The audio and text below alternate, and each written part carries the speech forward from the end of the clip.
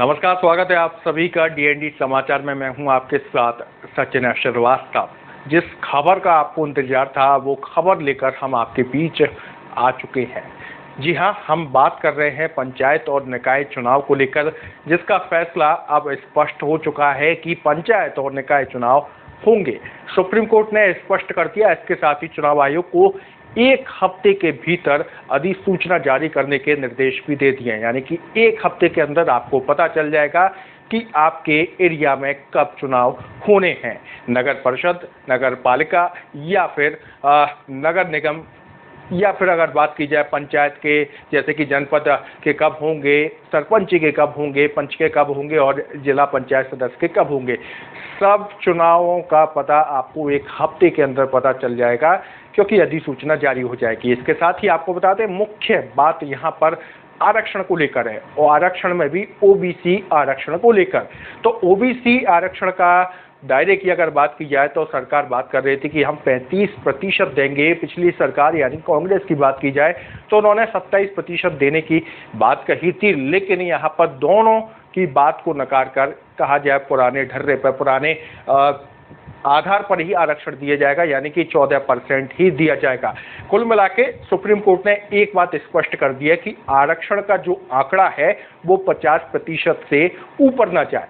सीधी भाषा में आपको समझा देता हूं कि मान के चलिए पूरे प्रदेश में 100 सीटें हैं। एक उदाहरण के तौर पर मान के चलते हैं कि 100 सीटें हैं। अब 100 सीटों में से 50% में आरक्षण रहेगा, यानी कि इसमें SC, ST और OBC ये तीनों 50% में रहेंगे। उसके बाद अगर बात की जाए तो 50% में सामान्य। हालांकि कहने को तो सामान्य है, क्योंकि सामान्य सीट पर SC वाला व्यक्ति भी लड़ सकता है, ST वाला भी लड़ सकता है, OBC भी लड़ सकता है। लेकिन SC सीट पर हो, चाहे ST सीट पर हो या OBC सीट पर हो, उस जगह सामान्य व्यक्ति यानी कि सामान्य वर्ग का व्यक्ति चुनाव नहीं लड़ सकता है।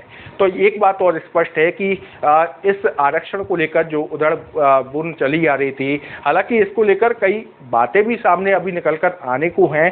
हालांकि जैसे ही ये फैसला आया उसके बाद बीजेपी कांग्रेस पर हमलावर हो गई, और बीजेपी के लगभग ज़्यादातर बड़े नेताओं ने मीडिया के सामने आकर कांग्रेस पर करारे तौर पर हमला बोला।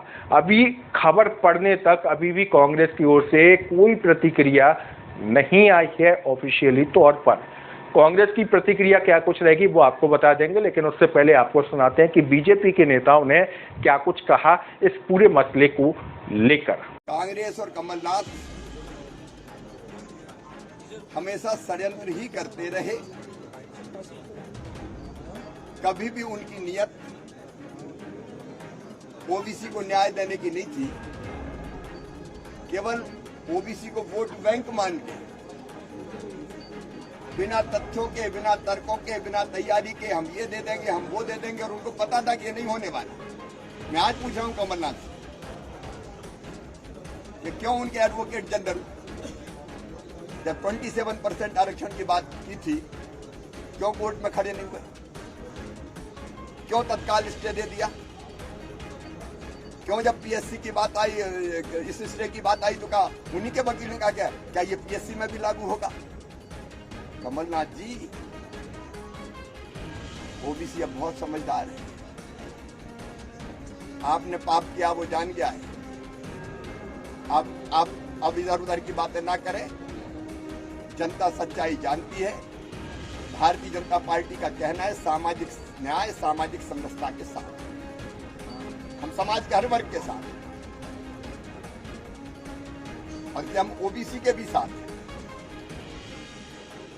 न्याय मिला है, इसके लिए धन्यवाद। बदनीति और नेक नियति ये इस पूरे प्रकरण में पिछड़े वर्ग वाले में हम सबकी ध्यान में आई होगी।